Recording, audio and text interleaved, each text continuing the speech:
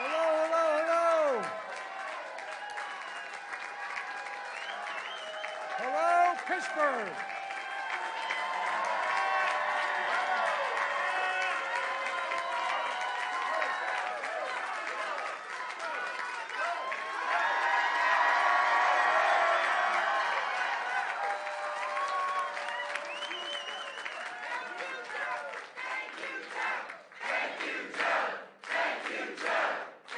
Thank you. Thank you, Joe. Thank you, Joe. Thank you, Joe. Thank you, thank you, thank you.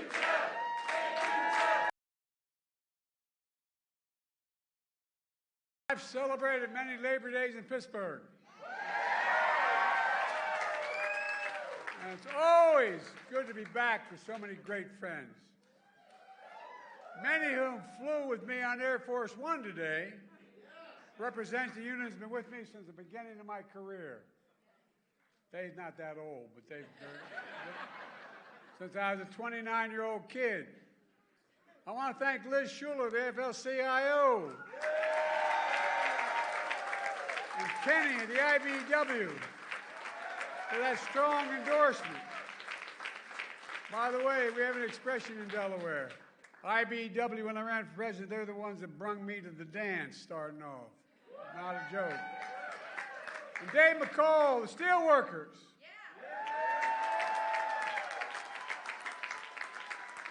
Dave, in 1972, steelworkers were the first union to endorse a 29-year-old kid named Joe Biden who wasn't old enough to be senator when he got elected. It mattered. A guy named Huey Carcella was the district president because we used to have one of the largest labor forces in Claymont, Delaware, and North, over 4,000 workers. And it was, anyway, it all went south. But Huey went to the national president, I.W. Abel, and he said he wanted me to get endorsed. Everybody thought it was crazy. I literally wasn't old enough to be sworn in the day I got elected. But guess what? President Abel stuck with me.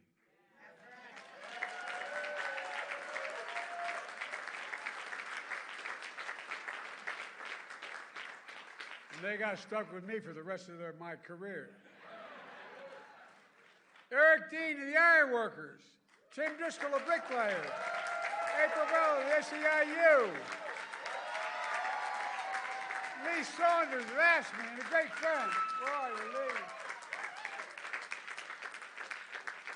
And Jimmy Williams of the Painters Allied Trades and his dad. His dad is a really good man. Mike Coleman, a sheet metal worker.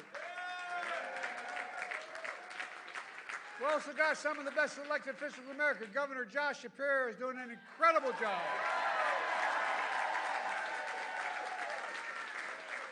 The great Lieutenant Governor Austin Davis. And one of America's best words, Ed Gainey. Ed, you're doing a hell of a job.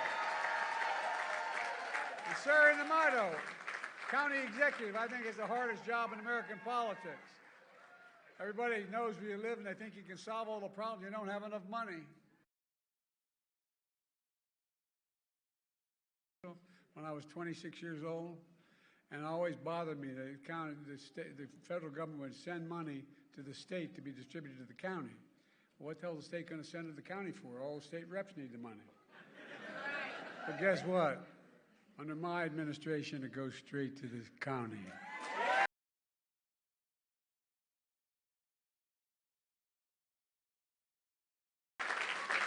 One of my best friends, my name's Joe Biden. I'm from Scranton, Pennsylvania.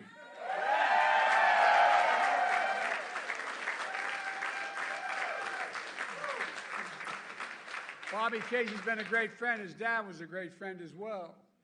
And by the way, we grew up 3 blocks from one another, 3 blocks. And they still worry about us by showing up. And guess what? I was on North Washington Avenue. He was in Adams. Guess what? They renamed North Washington Avenue down where I live, Biden Way. Worth the effort.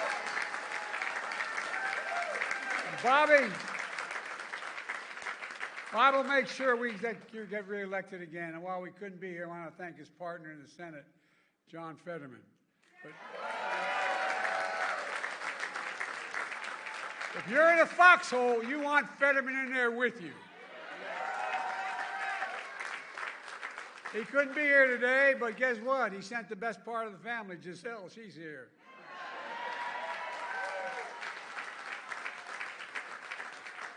Let me just say, it means so much to be with a true friend, the Vice President and the next great President of the United States of America, Kamala Harris.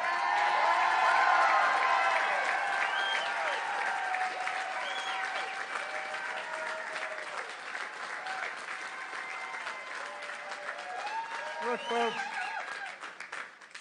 I come from two neighborhoods where it's not hard to say the word union. But you know what? The fact of the matter is, an awful lot of politicians have trouble saying union. They got working people. Guess what? I'm not one of them, neither is Kamala. We know the simple truth. Wall Street did not build America. The middle class built America, and unions built the middle class. That's a fact. By the way, that is not a slogan, that's a fact. I asked the Treasury Department to do a study, and it shows that when unions do well, all workers in America do better. That's a fact. That's a fact.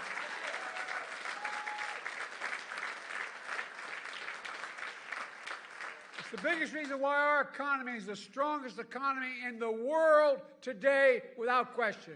Because of unions. You know, my dad, like many of his generation, going into World War II, wasn't able to go to college. My dad was a really well-read guy, and he was always engaged. And he'd come home from work before he'd go back and close up the shop and for dinner. And the dinner was a place where we had discussions and incidentally ate.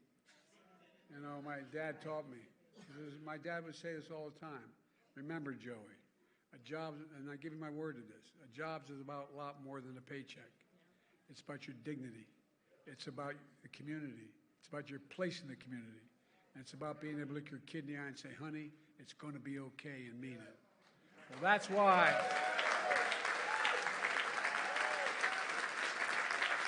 That's why Kamala and I are so proud. So proud of the greatest job creation record of any president in a single term in American history.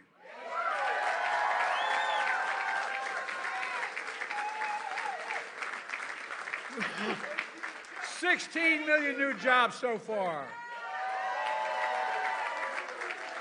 800,000 manufacturing jobs.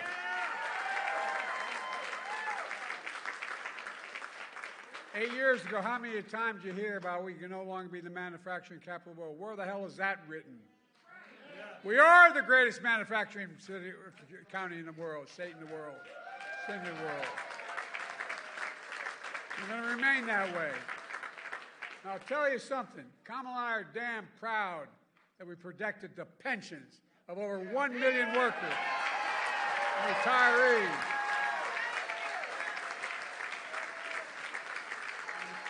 Remember all those years of promise we're going to do something about it? Well, damn it, we finally did with the Butch-Lewis Act. Over 52,000 workers and retirees across Pennsylvania alone are benefiting from that. Not only did we restore the full amount, we got them their back pay as well. We made them whole again. As I once said to Barack, that's a big deal. Yeah, that's a long story. Yes, sir, Liz and Kenny described another big deal. Union workers are rebuilding American infrastructure and building new factories here in America. They told me we couldn't get anything done in infrastructure. $1.2 trillion we got done. Remember Trump, for 4 years, promised every month Infrastructure Week. For 4 years he promised that. He didn't build a damn thing. Nothing. I mean, not nothing.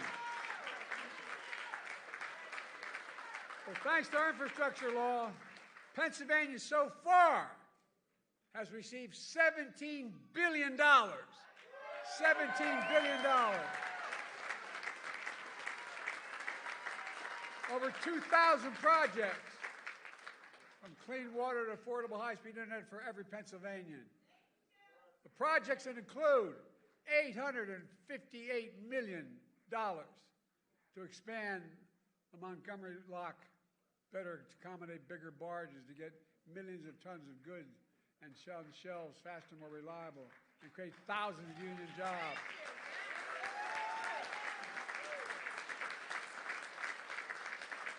I was working on the Great Lakes, and I got a call from Senator Casey. He's been no bigger champion than Casey for this. You know what I call him? I call him the Casey Locks. Not Goldilocks, the Casey Locks. Bobby's also a champion of Pennsylvania's energy communities.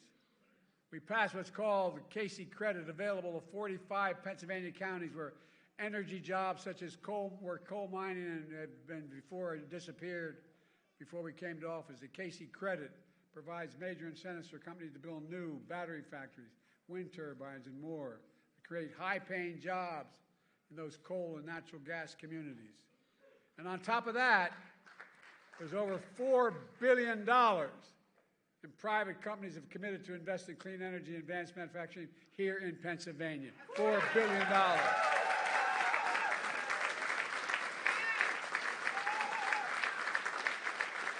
And guess what?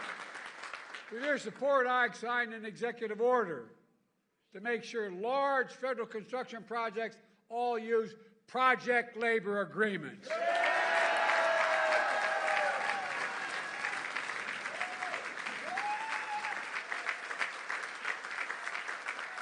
Folks at home who may be watching this and tell them know what a project labor agreement is. It's when contractors, subcontractors, and unions put in place before construction begins what the rules are, before it begins. These agreements make sure construction is top-notch, on time, on task, and by the way, on budget. Yeah.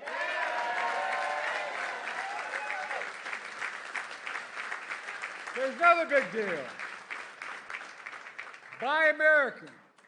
That's been the law since 1930. I got to admit, I've been around, I'm only 40, but I've been around a long time. But I, quite frankly, until 10 years ago, wasn't aware. You know, back in the 30s, when they were trying to make sure unions could organize and business couldn't interfere, the law was passed that said every penny the president gets from the Senate, the House, and Congress to spend on a project, he should hire an American worker and use an American product. But past administration, seriously, past administration, including my predecessor, failed to buy America. They shipped jobs overseas where labor was cheaper and brought home the product that was more expensive. But not anymore. Federal projects build American roads, bridges, highways, and they'll be made with American products by American workers. That's why. That's why we're creating all these. I'm serious. It's simple and basic. That's why we're creating so many good-paying jobs. In fact, we're requiring those kinds of projects to pay Davis-Bacon prevailing wages so they're jobs that can raise a family on.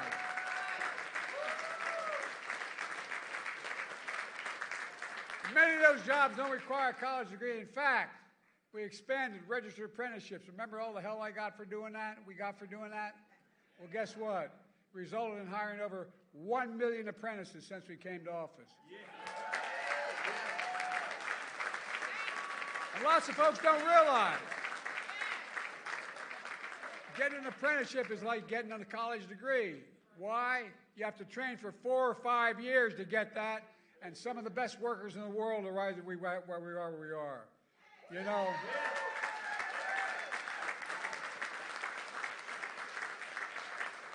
When you're in Pittsburgh, you're standing with steel workers. Let's be clear. I believe in American steel companies. American-owned and operated steel companies.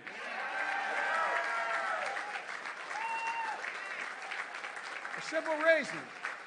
It's not hyperbole. American steelworkers are the best steelworkers in the world. And I made it clear last time I was in Pittsburgh. United States Steel, an iconic American company for more than a century, is going to remain an American company.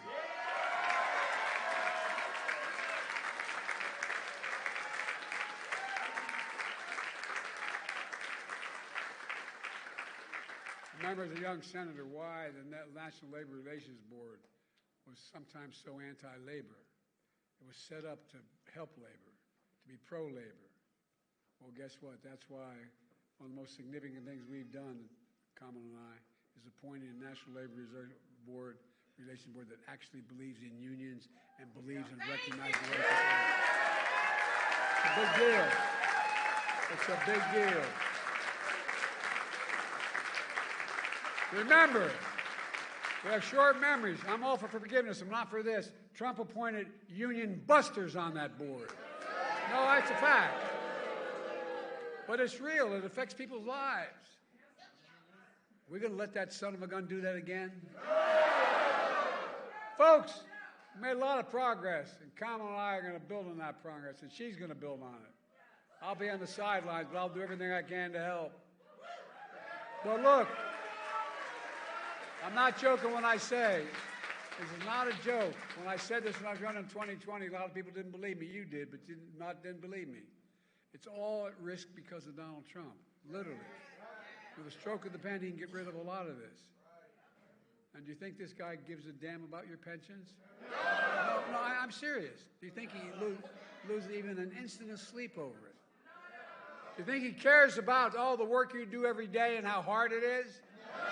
Do you think he cares about good-paying jobs for hard-working people who built this economy? Hell. He regards picket lines. He'd rather cross one than walk one. But I have no problem walking the picket line. Never have, neither, nor does Kamala.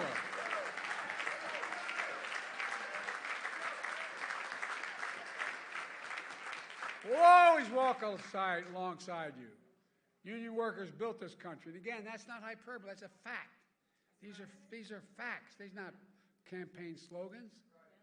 Let me close with this. 5 years ago, I began my campaign for president right here in Pittsburgh. I said one of the reasons I was running was to rebuild the backbone and spine of America, the middle class and working class folks. Not a joke. Think about it. Think about it. Well, 5 years later, we've done just that.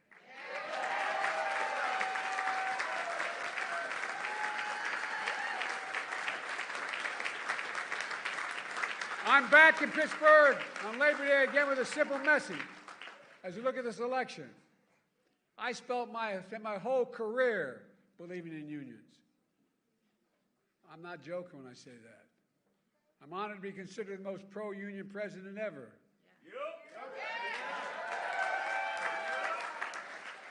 And by the way, remember all the talk, Biden got elected and he's going to do a planned economy, we're going to collapse and there's going to be all this caving in. Interest rates are going to go through the ceiling. Come on, man. I'm here to tell you, it's about increasing the strength of your unions, which is all about. If you care about hard-working people, just give them a fair shot. Everyone in America deserves a fair shot. A fair shot. If you care about the dignity of work, and I mean it matters, the dignity of work, the way you're treated, the decency. I remember when my great-grandfather was only the second Catholic elected statewide to the state Senate here in Pennsylvania. And I remember they talked about when they're running against him in 1906, they said, guess what? They said, he's a Molly Maguire. You know what a Molly Maguire was? Well, those of you who don't, a Molly Maguire, back in the old days, when we Irish and the Catholics came, and then the Poles and others that were Catholic, when they came to the United States of America in the beginning of the 1840s, and late 1840s, they made their way down into Pennsylvania, a lot of them, and there's a tier in the coal mines. Those guys who got there last ended up being the last people in the coal mines. But a lot of the English owned the coal mines. And what they did was they'd really beat the hell out of the mostly Catholic population that was in the mines. Not a joke, not a joke. But there was a group that called the Molly Maguires. And the Mala McGuires, if they find out the foreman who was taking advantage of an individual, and they literally kill him. Not a joke. And they bring his body up and put him on the doorstep of his family. Kind of crude. But I got to admit, they accused my great-grandfather of being a Mala where he wasn't. But we were so damn disappointed. You know, that's a joke. That's a joke. Look, it's about the dignity of work. It's about how you're treated. And when I met with the IBW, when I started off this last campaign first, I said, there's two things I'm asking of me. And I said, two things I'm asking of you. One, you've got to open up your unions to more women. Not a joke. And two, to more minorities. You've done both that. And guess what? Instead of having support of 30% of the American leaders, now we're 65% of the American leaders support the American union movement.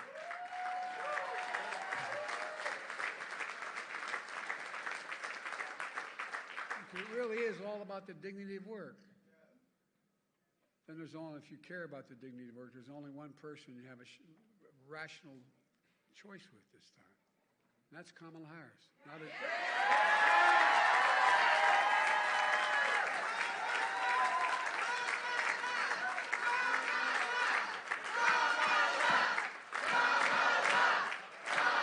let me tell you about this woman.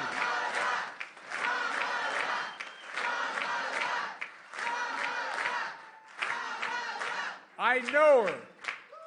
I trust her. Not a joke. I trust her. Number two, the first decision I made, the nominee in 2020, was selecting her as my vice president. And by the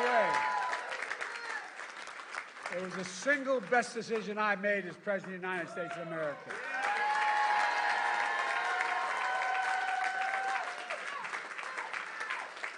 I was watching something sent to me when they asked Barack. They said, Barack picked me as vice president because he knew I could be president. Well, I know she'll be a good president. I know it. I've watched her when all the experts, foreign and domestic policy, would give us advice. Then we'd sit alone in a room. And she has a backbone like a ramrod. And she has the moral compass of a saint. This woman knows what she's doing. Folks, I promise you, if you elect Kamala Harris as president, it'll be the best decision you will have ever made. And Kamala believes as I do. The unions are the spine of this economy. She'll be a historic pro-union president. So, folks, we got one more job to do together. Let me ask you. Are you ready to fight? Yeah! Are you ready to win? Yeah! Are you ready to elect Kamala Harris, our next President of the United States of America?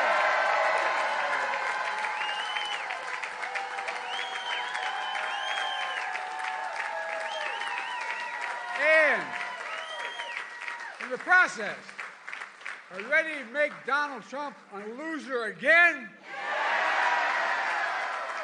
I've never been more optimistic about America. We have to remember who we are. We're the United States of America. There's nothing, I mean this from the bottom of my heart, there's nothing beyond our capacity. That means elect my friend, our great Vice President, President of the United States, Kamala Harris.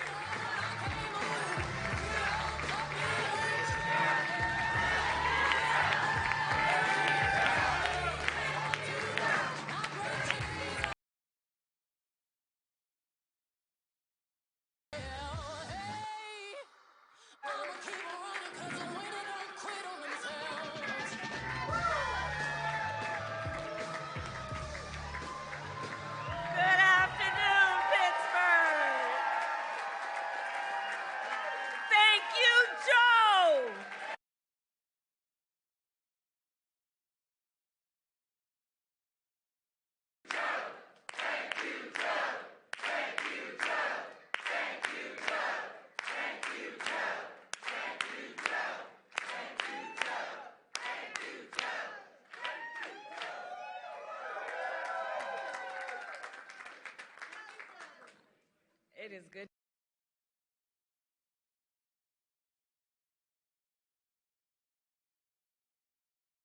IBW Local 5, and can we please give it up again for our President, Joe Biden.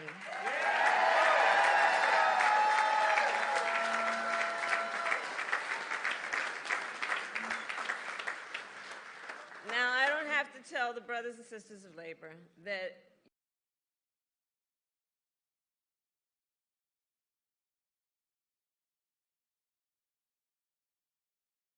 when people don't believe something can get done and they have 1,000 excuses for why it can't get done. And I have spent more time with this extraordinary human being when the cameras were not in the room, when the stakes were high, when the heat was intense.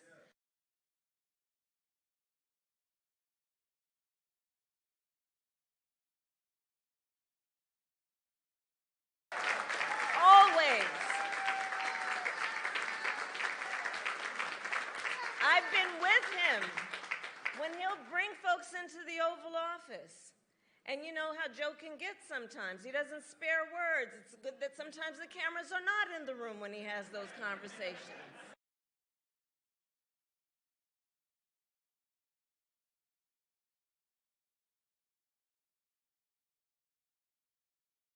For so long, for his whole life, Joe Biden can be quite impatient. And that's a good thing for that kind of leader. Quite impatient. And I say to all of the friends here, the press that's in the room, history will show what we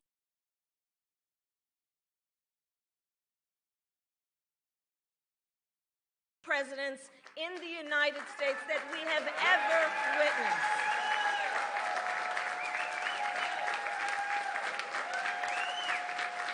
And it comes from his heart.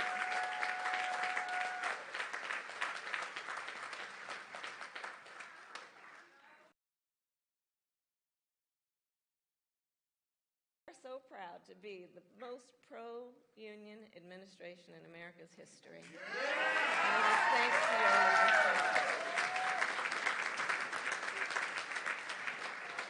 And as we know, Joe's still got a lot of work to do, so let's also understand that. Including the Governor Shapiro, Lieutenant Governor Davis, Senator Casey, who we will re-elect this November.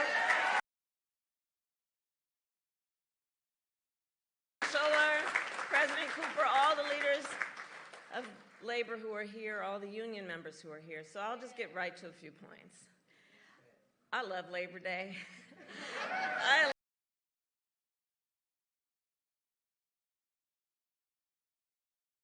the labor movement. It is the birthplace of the AFL, headquarters of the Steelworkers, home to Firefighters Local 1, and of course the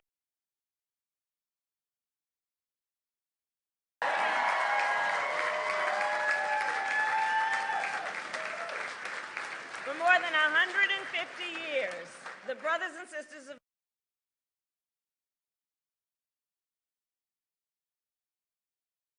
conditions, and every person in our nation has benefited from that work. You know, everywhere I go, I tell people, you may not be a union member, but you better thank unions for that 5-day work week.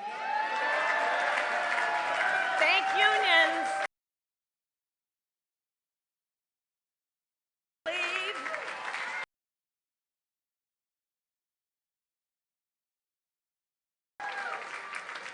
Because when union wages go up, everybody's wages go up. When union workplaces are safer, all workplaces are safer. When unions are strong, America is strong.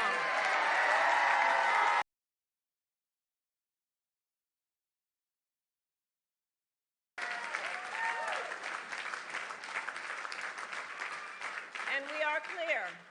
Not only has Pittsburgh shaped the history, also shaping its future. In 2021, with my dear friend, the Secretary Marty Walsh, who the President appointed to be Secretary of Labor,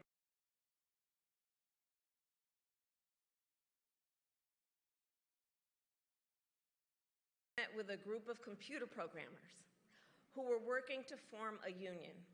1 month later, they signed their contract and became one of the first technology unions in our nation. Standing on the shoulder of all those who have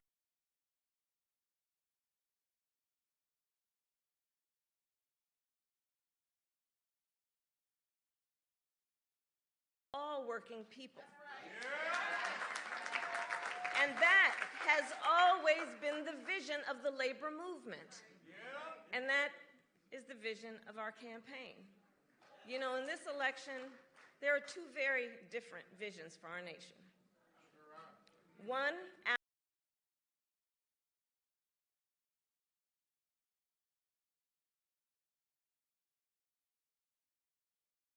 we fight for the future.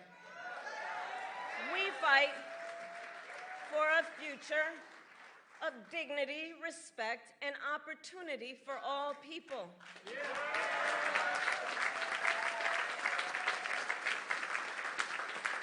We fight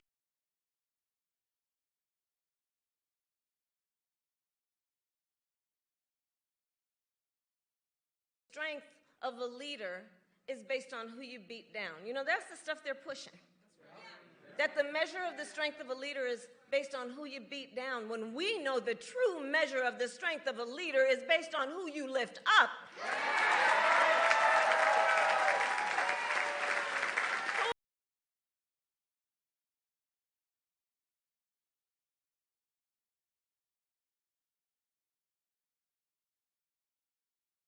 Dignity that comes with hard work. That's what we fight for. And when you know what you stand for, you know what to fight for. So we're 64 days out from this election.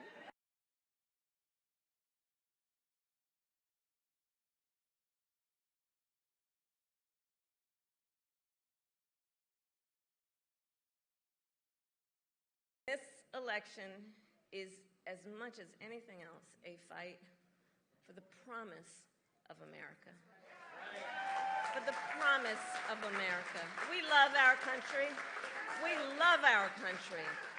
And we know it is one of the highest forms of patriotism.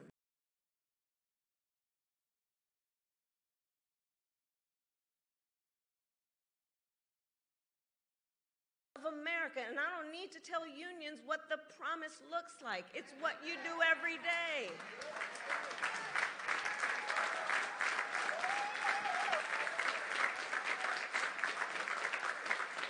But as we fight to move forward, Donald Trump is trying to pull us backward, including back to a time before workers had the freedom to organize. He's going to jail. Well, the courts will handle that, and we will handle November. How about that? We'll handle November. Let the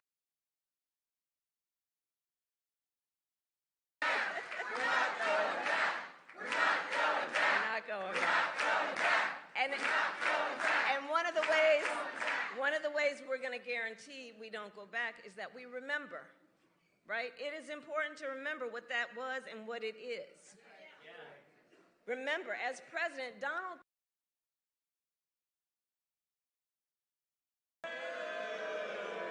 he opposed efforts to raise the minimum wage. As the president said, he appointed union busters to the National Labor Relations Board. And don't forget, he supported so-called right-to-work laws. And if Donald Trump were to be reelected, he intends to give more tax cuts to billionaires and big corporations. He intends to cut Social Security and Medicare. He wants to impose what in effect would be a national sales tax, I call it the Trump national sales tax, on everyday products and basic necessities that would cost a typical American family, the economists have said this, almost $4,000 a year. He intends to repeal the Affordable Care Act. and take us back to what we remember, because it wasn't that long ago, was a time when insurance companies could deny people with pre-existing conditions. You remember what that was? Children with asthma, breast cancer survivors, grandparents with diabetes. Well, look, America has tried those failed policies before, and we are not going back.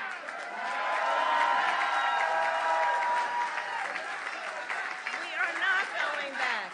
We're not going back. And instead, we fight for a future where no person has to go broke just because they get sick. And so, building on the work of President Joe Biden and I and the work we have done in the White House, we will continue to strengthen the Affordable Care Act and make prescription drugs affordable for all Americans. We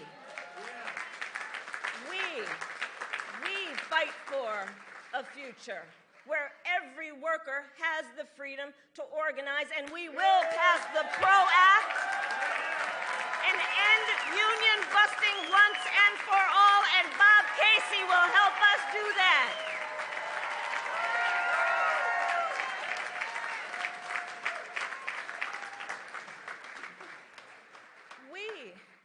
We see and know and fight for a future where every person has the opportunity not just to get by, but to get ahead. And so we will continue to build what I call an opportunity economy, so that every American has an opportunity to buy a home or start a business or build intergenerational wealth and have a future that matches their dreams and ambitions and aspirations. Because, of course, that's the nature of who we are as Americans. We have dreams. We can see what is possible unburdened by what has been. We have aspirations. We have ambitions. And the system that is a good system is one that supports that and allows people the opportunity to go where they can see and imagine themselves to be. That's what I'm talking about when I talk about an opportunity economy. We fight for a future where every senior can retire with dignity. And so we will continue to defend Social Security and Medicare and pensions, and pensions, and pensions.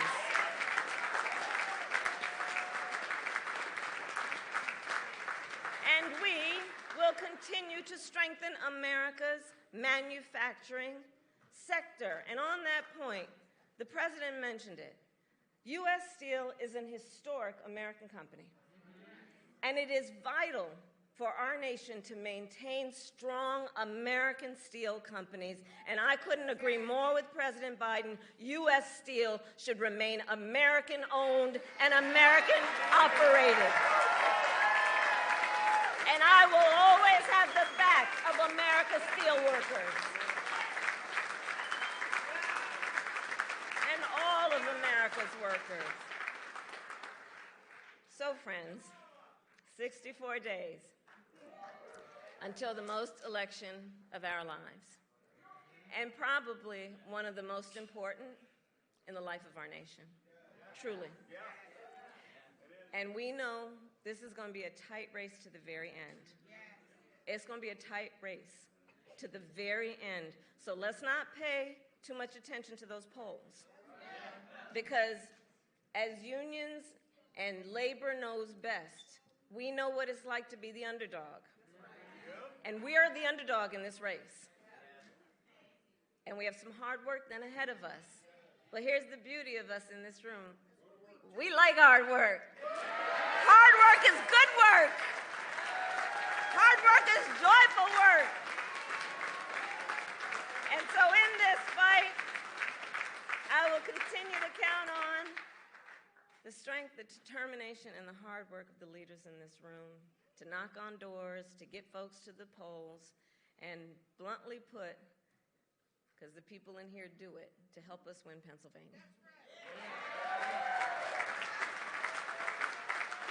So So today I ask, are you ready to make your voices heard? Do we believe in freedom? Do we believe in opportunity? Do we believe in the promise of America? And are we ready to fight for it? And when we fight, we win. God bless you. God bless America.